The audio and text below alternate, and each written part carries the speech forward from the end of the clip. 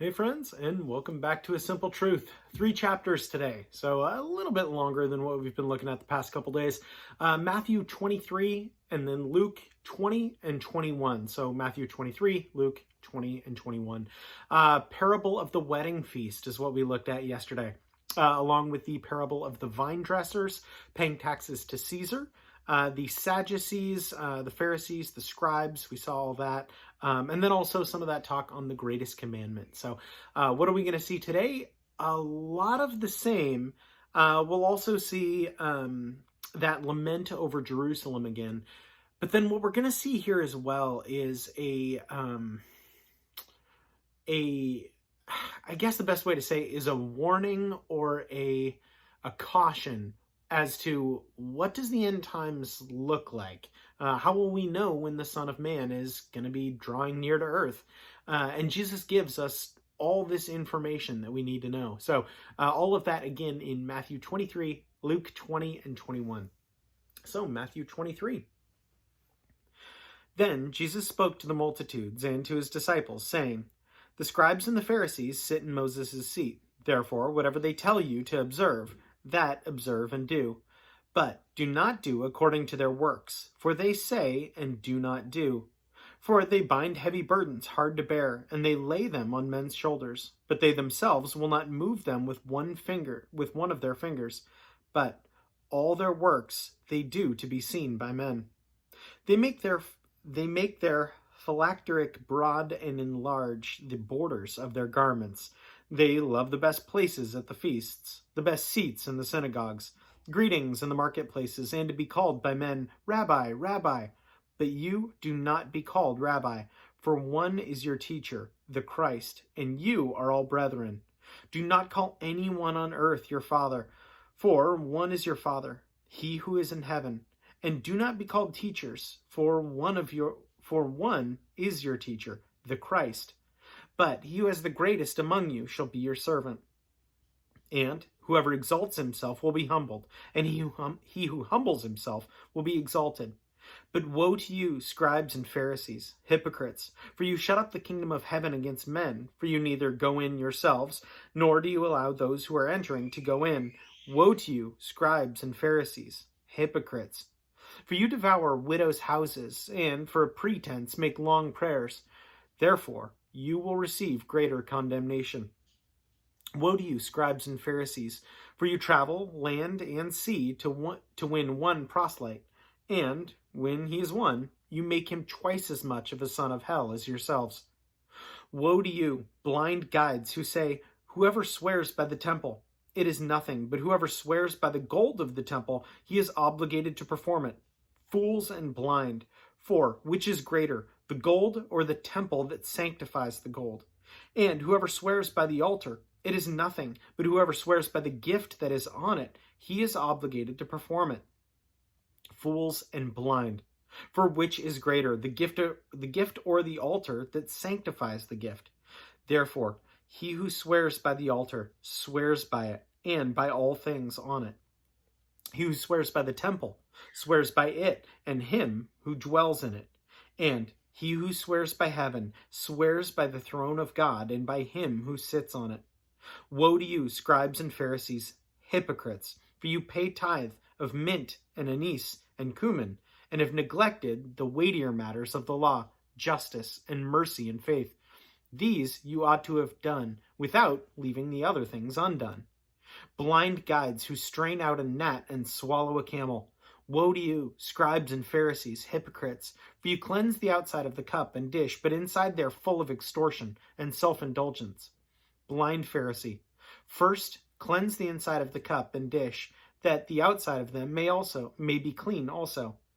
Woe to you, scribes and Pharisees, hypocrites, for you are like whitewashed tombs, which indeed appear beautiful outwardly, but inside are full of dead men's bones and all uncleanliness. Even so, you also outwardly appear righteous to men, but inside you are full of hypocrisy and lawlessness.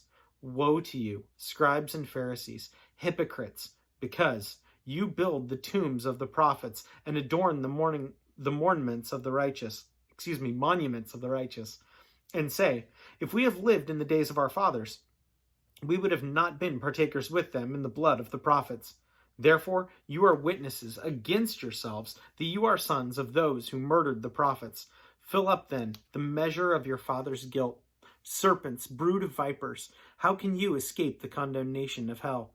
Therefore, indeed, I send you prophets, wise men, and scribes. Some of them you will kill and crucify, and some of them will scourge in your synagogues and persecute from city to city, that on you may come all the righteous blood shed on the earth, from the blood of the righteous Abel to the blood of Zechariah, son of Benaniah, whom you murdered between the temple and the altar. Assuredly, I say to you, all these things will come upon this generation.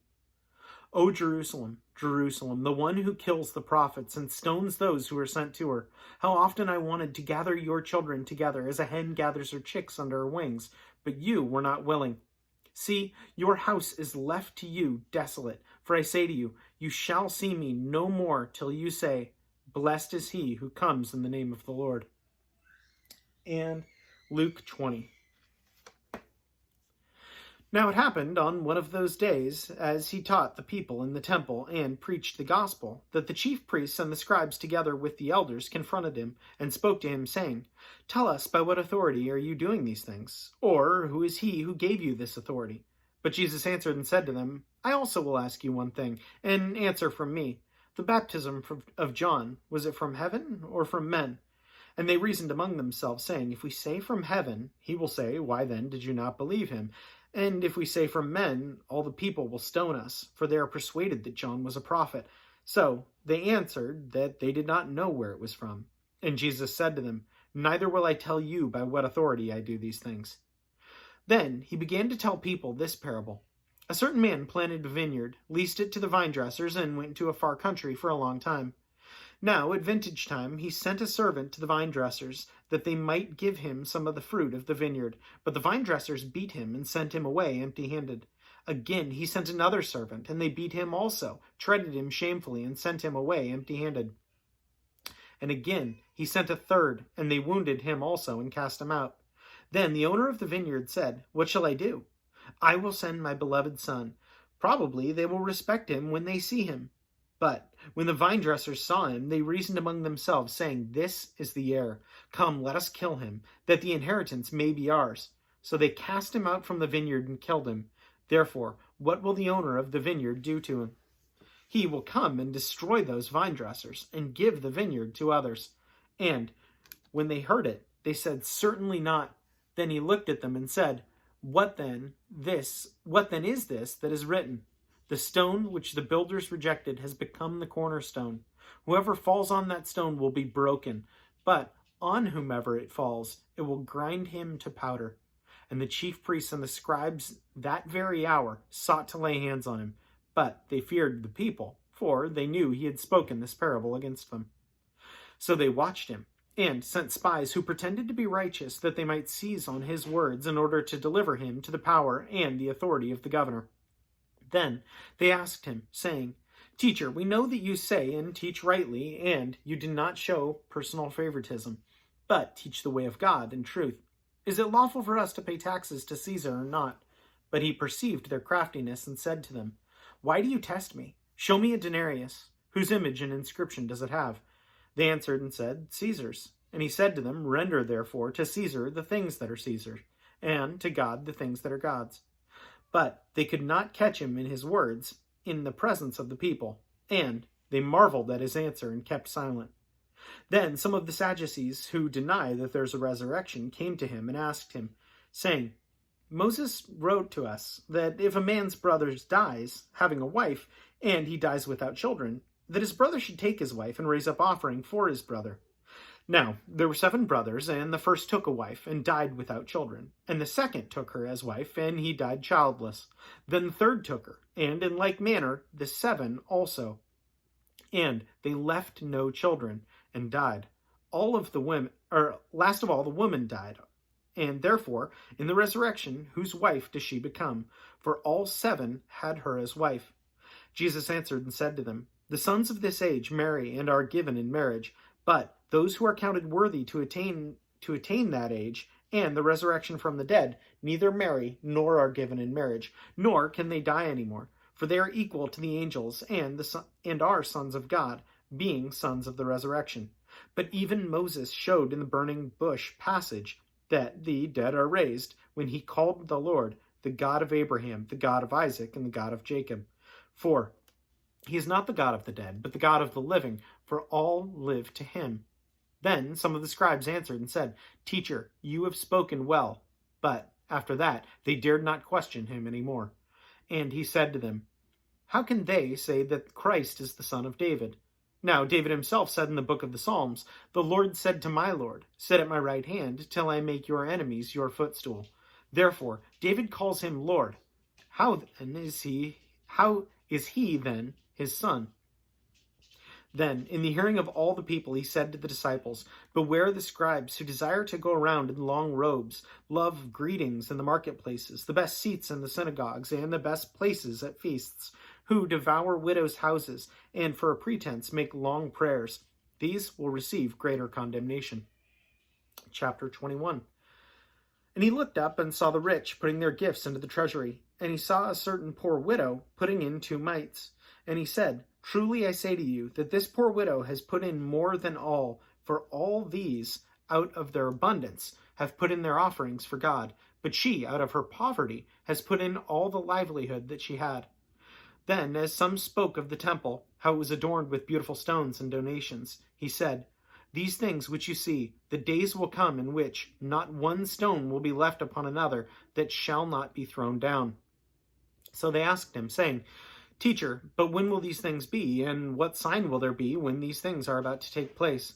And he said, Take heed that you do not be deceived, for many will come in my name, saying, I am he, and the time is drawn near. Therefore, do not go after them. But when you hear of wars and commotions, do not be terrified, for these things must come to pass first, but the end will not come immediately. Then he said to them, Nation will rise against nation, and kingdom against kingdom, and there will be great earthquakes in various places, and famines and pestilence, and there will be fearful sights and great signs from heaven. But before all these things, they will lay their hands on you and persecute you, and deliver you up to the synagogues and prisons. You will be brought before the kings and rulers for my name's sake, but it will turn out for you as an occasion for testimony. Therefore, settle it in your hearts not to meditate beforehand on what you will answer.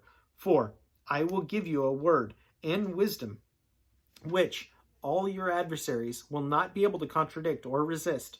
You will be betrayed, even by parents and brothers, relatives and friends, and they will put some of you to death. And you will be hated by all for my name's sake. But not a hair of your head shall be lost. By your patience, possess your souls. But when you see Jerusalem surrounded by armies, then you will know that its desolation is near. Then let those who are in Judea flee to the mountains. Let those who are in the midst of her depart, and let not those who are in the country enter her.